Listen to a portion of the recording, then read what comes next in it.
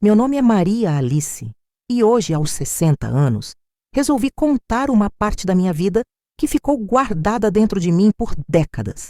Não foi fácil, mas às vezes o silêncio pesa mais que a própria lembrança. Eu cresci numa casa simples, com minha mãe, Dona Antônia. Ela era tudo para mim. Uma mulher forte, mesmo sendo calada, daquelas que enfrentam a vida com os pés no chão e o coração calejado.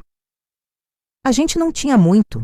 Morávamos num bairro afastado da cidade e minha mãe trabalhava como empregada numa fazenda grande de um homem chamado Seu Alfredo. Um sujeito duro, sempre de cara fechada, voz grossa e jeito mandão. Quase ninguém gostava dele, mas todos o respeitavam. Ou melhor, temiam. Minha mãe me levava para lá todos os dias. Ela não tinha com quem me deixar e, além disso, achava que era melhor me manter por perto. No começo, eu achava legal.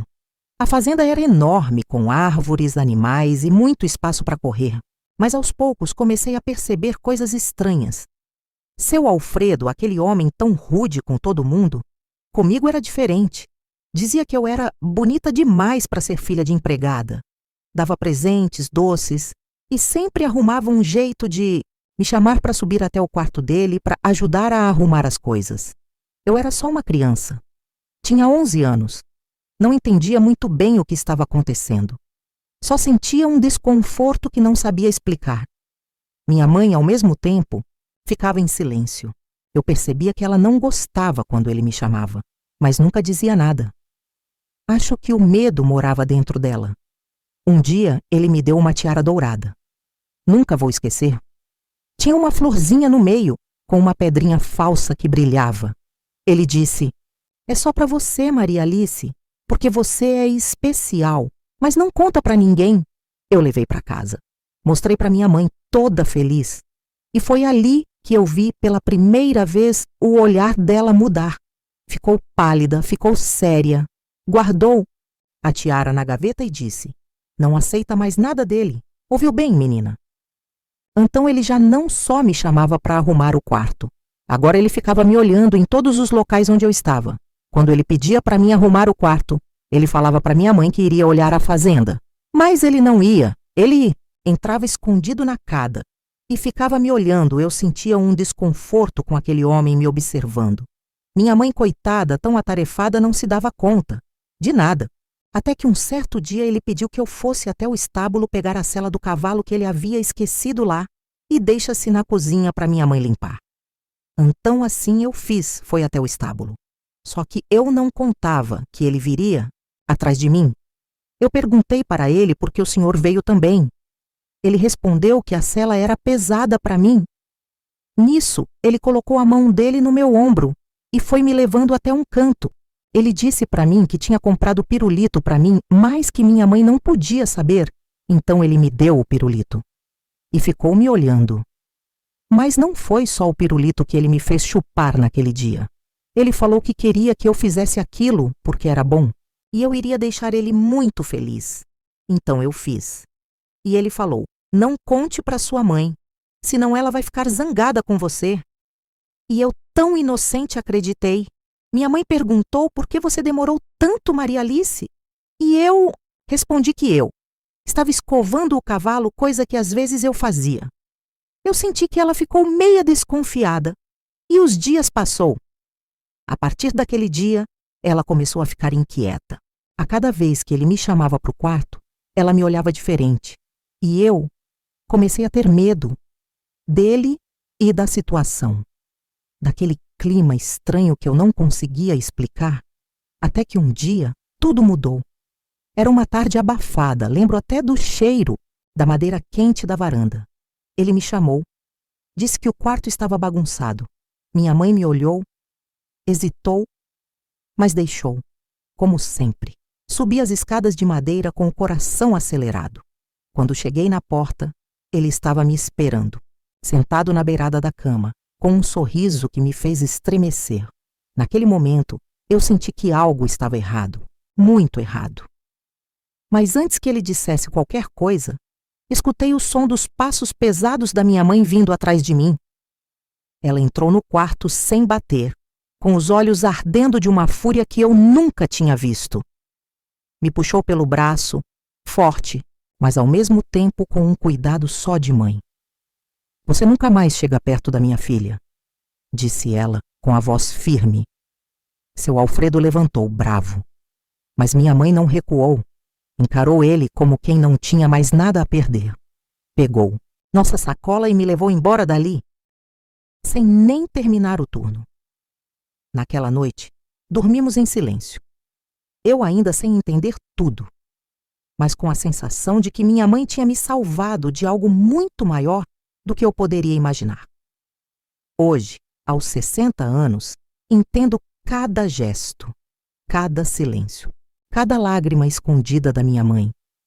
E sou grata por aquele dia, por ela ter escolhido me proteger, mesmo com medo, por ter gritado com coragem quando tudo ao redor mandava calar.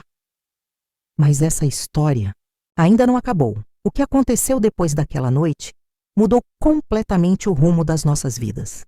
Se essa história tocou você de alguma forma, compartilhe com alguém que precisa ouvir.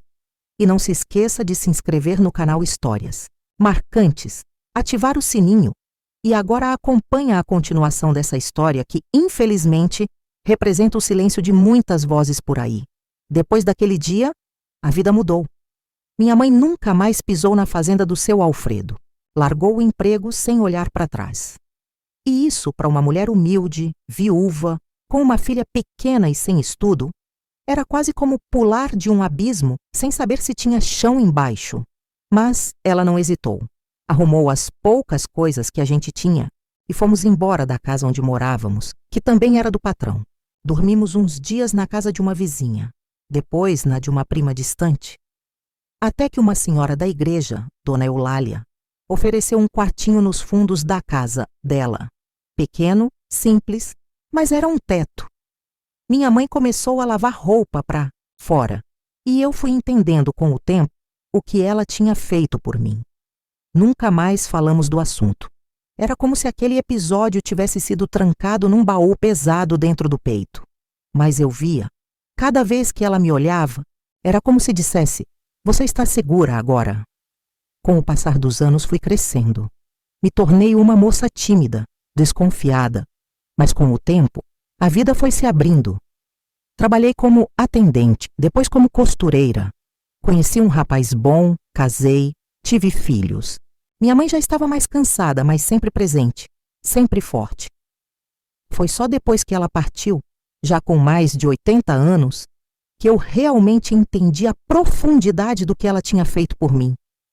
Ela me tirou de uma armadilha silenciosa, de um perigo escondido no olhar de um homem que parecia poderoso demais para ser questionado. Eu tentei esquecer, mas o que é marcante na vida da gente não se esquece, se transforma e vira força. Um dia, já adulta, passando pela frente da antiga fazenda, eu senti um calafrio. Tudo parecia igual. A varanda, os portões de madeira, até a árvore onde eu costumava brincar. Mas algo estava diferente. Eu agora era uma mulher inteira, e o medo não morava mais em mim. Fiquei sabendo por outras pessoas que seu Alfredo acabou morrendo sozinho anos depois. Ninguém foi no enterro, e isso me fez pensar. O poder que ele achava que tinha era frágil, porque quem constrói a vida à base do medo termina cercado de vazio. Hoje, com meus netos correndo pela casa, eu olho para trás e sinto um misto de tristeza e gratidão. Tristeza pela infância interrompida, gratidão pela coragem de uma mãe que escolheu me proteger, mesmo sem saber o que viria depois. Viria depois, e eu escolhi viver, perdoar e transformar a dor em palavras, mas a vida ainda guardava uma surpresa, uma carta, escondida por anos, escrita por alguém que eu nunca esperei ouvir novamente. Essa carta mudou tudo. Revelou segredos que nem minha mãe soube em vida e trouxe à tona verdades que eu pensei que jamais enfrentaria. Mas essa parte eu vou contar na próxima. Se essa história tocou seu coração, curta, comente, compartilhe com quem precisa ouvir. E não se esqueça de se inscrever no canal Histórias Marcantes. Ative o sininho para não perder a continuação dessa história real e emocionante. Nos vemos na parte 2, onde a verdade finalmente será revelada.